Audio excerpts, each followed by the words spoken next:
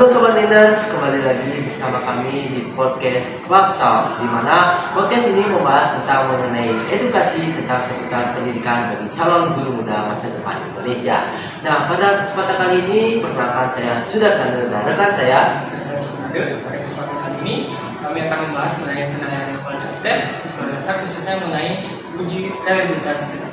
Nah, baik. Di sini kami tidak berdua saja, kami juga ditemani oleh narasumber yang sangat luar biasa.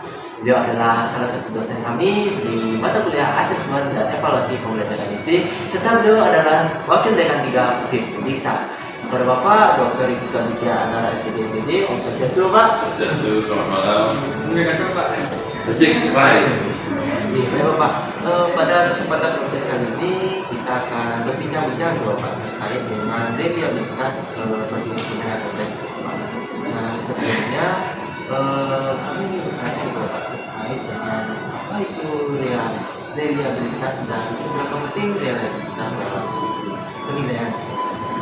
Ya, reliabilitas dari asal katanya dia liable, ada re di depannya.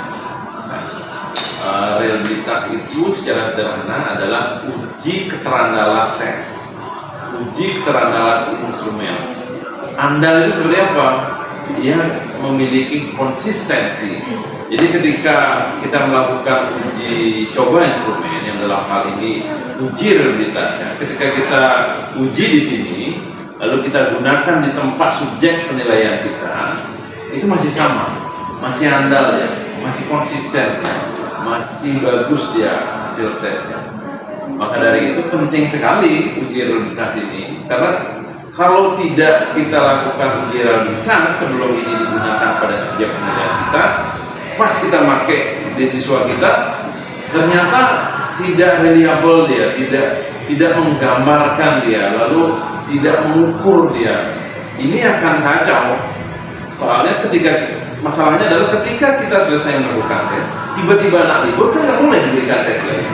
Maka dari itu, di sini pentingnya uji reliabilitas. Sudah kita perhitungkan sebelum kita melakukan tes penilaian pada subjek, misalkan di kelas kita mengajar ini, kita uji kecobakan dulu di tempat lain, uji kualitasnya, uji reliabilitasnya, dan yang lebih penting karakteristiknya berdekatan dan memang memiliki dalam populasi yang sama kalau bisa.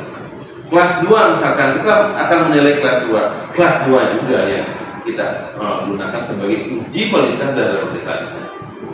Nah, misalnya ke Bapak, kita ujikan di reliabilitas di kelas 2 sama di kelas 2, tapi dengan lingkup yang sama. Namun kalau kita coba di lingkup yang berbeda, misalnya di kabupaten ini tidak diujikan untuk anak kelas 2, kita apakah bisa kita pakai gunakan untuk di kabupaten Karangasem atau kabupaten lainnya? Bisa, asalkan karakteristik siswanya berdekatan. Daerah Klungkung dan Karangasem kan dia berdekatan daerahnya, artinya di areal Bali. Jadi karakteristiknya, populasinya masih bisa homogen dia masih bisa karakteristik sama dia. Kecuali berbeda, misalkan di Klungkung, lalu uji reliabilitasnya di Jakarta. Nah itu belum, karena beda karakteristik siswa di ibu kota dengan siswa yang ada di Klungkung. Nah itu yang Nah, jadi begitu sobat Lintas, jadi begitulah seberapa pentingnya reliabilitas dalam suatu penilaian sekolah dasar. Mungkin dari saya. Jadi menyambung dari pertanyaan saya tadi, jadi seberapa penting reliabilitas itu? Jadi saya ingin bertanya Pak, terkait dengan bagaimana cara kita untuk menilai kualitas tes agar baik. Kan ada 2 uji untuk menilai kualitas tes, kualitas dan juga uji reliabilitas. Nanti saya ingin bertanya, apa sih keterkaitan antara uji reliabilitas dan juga uji kualitas tersebut dalam sebagai alat ukur penilaian ini? Iya, dalam penyusunan soal, penyusunan tes itu uji coba instrumen ini sebenarnya uji coba sebenarnya. Uji coba itu bisa menggunakan uji validitas dan juga kualitas. Ini gandengannya. Kaitannya apa? Uji validitas merupakan sebuah uji untuk menguji kevalidannya, kesahihannya. Apakah tes kita ini menggambarkan atas indikator-indikator yang ada apa tidak, itu diuji dengan uji validitas. Untuk uji realitas adalah sebuah uji untuk melihat apakah soal-soal yang kita buat itu konstruksinya bisa dijawab dengan siswa dengan distribusi normal nggak? Berdistribusi normal nggak dia, dan juga dia terkonstruksi dengan bagus nggak? Apakah ada bias yang jauh? Ini bisa diuji dalam uji validitas dan realitas. Jadi kaitannya sangat erat. Biasanya kalau dia udah valid, jadi soal-soal itu 10 soal misalkan, semua soal kita valid, cenderung dia reliable, cenderung bisa diuji, cenderung bisa digunakan pada subjek yang sama. Tetapi kalau banyak yang tidak valid, kemungkinan uji realitas juga rendah, bisa tidak reliable. Maka, karena subjek yang digunakan untuk menilai uji validitas dan realitas adalah sama. Kelompok yang digunakan itu harusnya sama. Sekali uji kita bisa menilai uji validitasnya, juga bisa melihat uji realitasnya. Ada kaitan dia yang Baik, jadi begitu ya Sobat Inggris, terkait dengan apa sih kaitannya uji validitas dan juga uji realitas. Jadi uji validitas itu merupakan untuk menilai apakah soal tersebut akurat atau tidak, sedangkan realitas itu menguji agar soal tersebut konsisten, gitu ya. Konsisten, andal, itu digunakan dengan uji realitas. Mungkin yang pertanyaan tadi Bapak, ini mungkin jadi pertanyaan terakhir buat dari kami itu Bapak. Bagaimana menurut Bapak itu Bapak, ini kami calon nantinya ketika dihadapkan dengan pengujian realitas Bapak, bagaimana cara meningkatkan realitas kita satu instrumen? Ya, betul. Memang untuk membuat tes atau instrumen kita valid dan reliable itu harus berstrategi.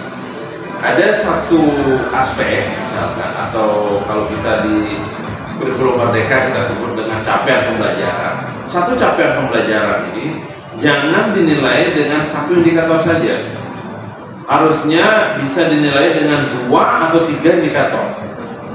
Dan satu indikator minimal diukur dengan 2 soal, minimal itu. Kalau lebih dari 2 soal, jauh lebih bagus. Dengan variasi yang seperti ini, itu akan membuat tes kita, instrumen kita lebih valid dan reliable. Jadi caranya seperti itu. Kita bisa memprediksi, kalau kita sudah menyusun dengan pola yang seperti saya katakan tadi, aspek itu diukur dengan indikator lebih dari 2, 3 misalkan indikatornya. Satu indikator kita ukur dengan soal minimal 2 atau 3, itu akan cenderung dia valid dan reliable. Dan juga hal-hal yang lain perlu diperhatikan, tingkat kesukaran tes, gitu ya. Karena ini dia akan valid itu kalau berdistribusi normal ya. Tingkat kesukaran tes jangan membuat soal yang susah-susah banget. Lalu atau membuat soal yang mudah banget, itu juga tidak bagus. Kalau mau membuat soal, buat soal yang susah juga ada, mudah juga ada, yang sedang-sedang lebih banyak. Sehingga dia berdistribusi normal nanti. Ini cenderung akan valid dan reliable. Baik, terima kasih Bapak atas pencerahannya terkait dengan bagaimana cara untuk meningkatkan reliabilitas untuk menguji tes kita. Baik, cukup sekian mungkin podcast kita kali ini. Pada Bapak, terima kasih sudah meluangkan waktunya Bapak. Siap. Di podcast kita kali ini, dan untuk penonton di rumah, semoga bincang-bincang kita tadi bisa menambah bekal dan juga ilmu kedepannya kita sebagai calon guru, bagaimana kita mengaplikasikannya untuk terjun nanti